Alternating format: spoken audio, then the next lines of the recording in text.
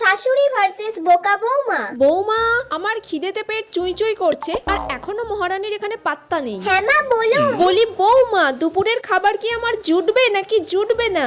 এই তো মা এক্ষুনি যাচ্ছি, কি কি রান্না করতে হবে আমাকে বলে দিন, আমি করে নিচ্ছি। উচ্ছে আলু ভাজা করো, মাছের মাথা দিয়ে মুগের ডাল করো, আর ফ্রিজে দেখবে কাতলা মাছ রাখা আছে, কাতলা মাছের কালিয়া করে ফেলো। আচ্ছা। আমার বাবুটা কাতলা মাছের কালিয়া খেতে খুব ভালোবাসে।